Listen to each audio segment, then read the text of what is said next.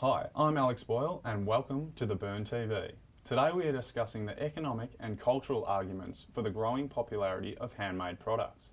We've seen huge growth recently in the popularity of handmade goods, whether it's homegrown and organic food, craft markets, or even the massive growth of online retailer Etsy. Handmade products definitely seem to be making a comeback. Today we want to talk about why some people may pay more for handmade goods and whether or not it's viable for individual businesses to compete with mass production. Joining us in this discussion will be Dr. Clint Steele, Senior Lecturer in Product Design Engineering at Swinburne University, who specialises in machine and system design and is involved in the electric car final year project. Amanda Tuckerman, who is the owner and founder of Macaroon Kids, a handcrafted clothing and toy business, and Jess Rackleft, who is an artist and illustrator and started Jess's Mess Illustrations, creating illustrations for magazines, ad agencies and children's books. Thank you all for joining us. Now let's start off with you, Jess. Can you tell us briefly how you got started hand making illustrations and pictures? Yep, I've worked as an illustrator for about 10 years, but taken it a lot more seriously in the last year after having a baby. And in terms of the handmade side, illustration can be quite difficult because you're working with, often you want to be doing large print runs to make things cost effective, so it can be difficult to be always under the handmade banner, but to sort of get around that, I create small print runs and do handmade elements to the finished product. So I often sort of go back into the works and add colour or foiling or extra little elements so each piece is individual. And I also make cards under the same sort of manner, so I add handmade elements to each card even if there's a printing sort of process behind it. And then I do a lot of custom portraits and one-off sort of artworks and commissions for different people and businesses.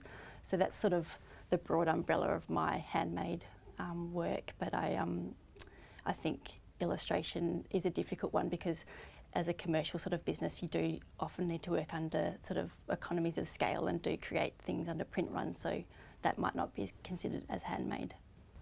Amanda, can you tell us who buys your handcrafted clothes and toys and why do you think people are attracted to the handmade aspect? I'm a children's wear label, so mothers, grandmothers, aunts, nieces, they buy for their family, the future babies coming up. There's always babies around, which is fantastic for me. They love the handmade element. Grandmothers love my products because they might have sewn, they know people that sew, but their children don't sew, and their grandchildren aren't interested in sewing, so they love to have that handmade element to carry on with their grandchildren. It makes a really special gift, something they can keep and treasure as a bit of an heirloom. People love the handmade with the individuality that's brought with each product. There's still branding going on, there's still no of a name of a business, but they love that each piece has been loved and touched and created with a lot of thought into it. And people are becoming a lot more aware of where our products are really made from. When we're buying cheap products, they're more aware of where they're coming from. And I think that awareness is only just starting. And I think knowing where a product has been made, where it's come from, whose hands have touched it, is a really nice special element to add to the products that I create. Dr. Steele, how can you explain the popularity of handmade products like the ones produced by Amanda and Jess when so much of our product design caters for mass production? I think there's three reasons for that, and I think they've been alluded to by Jess and Amanda. One of the reasons is the story. I think both Jess and Amanda sort of alluded to that. We like to have a story with something. It just makes a product seem a lot more alive when there's a story behind it or something like that. The other aspect is the craftsmanship. We have a lot of appreciation when we realise that something was actually made by a human being. We think about the skill that's behind it. We think about the effort that went in developing that skill, and we appreciate that. And the third aspect is how wealthy Western society has become. We are a society that loves customisation. We want something that's unique, and I think that was something that Jess was saying, that she customises her products just a little bit because we want that. For a few years we had mass production because it was just so cost effective, but now that we've become so wealthy, we want something unique for each of us. And I think that's the reason why you're seeing this trend.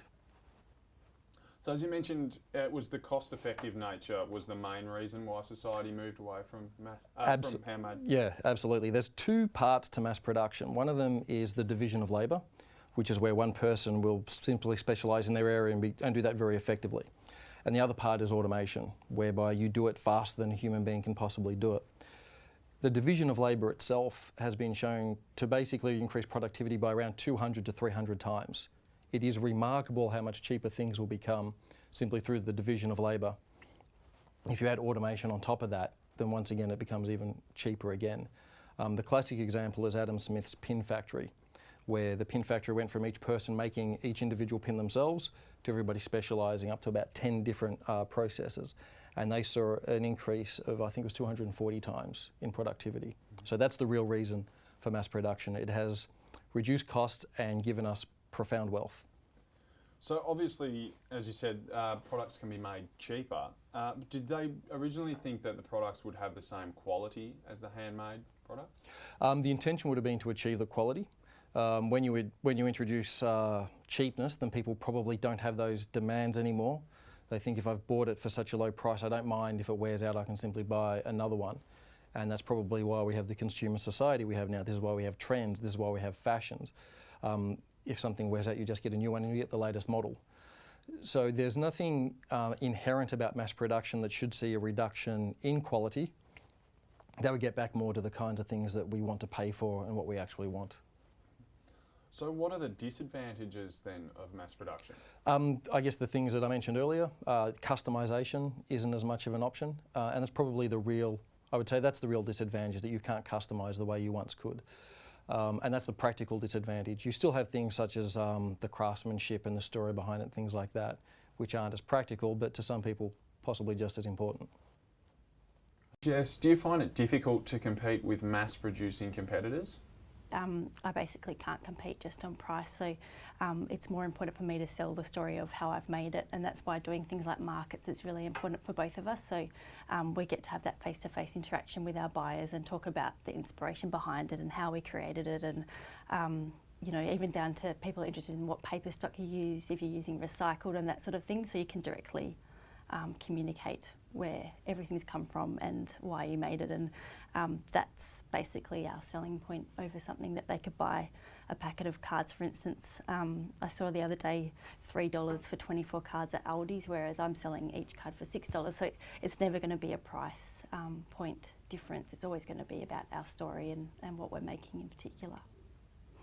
What industries simply no longer have the ability to incorporate a handmade component in their production? You'll probably see that handmade components won't exist in something that's more commoditised, or something that's not terribly emotional, or something that would just be too expensive otherwise.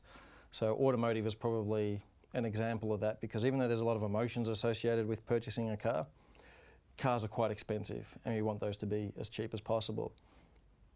Once again, a slight paradox is that before any of those mass-produced parts are actually put into mass production, a vast majority of the components have probably been handmade during prototyping anyway. So even though we don't see it, a lot of these handcraft skills are still existing somewhere. But I think it'll be those, getting back to your original question, it'll be those industries where we're looking at something that's more commoditized or something that's just so inherently expensive anyway, that we really just don't want to pay for the handcrafted side of things, or where the story associated with somebody making it just doesn't pay off. Well, that's all we've got time for, unfortunately. I'd like to thank our guests, Dr. Clint Steele from Swinburne University, Amanda Tuckerman from Macaroon Kids, and Jess Ratcliffe from Jess's Mess for joining us on the Burn TV. Until next time, I'm Alex Boyle.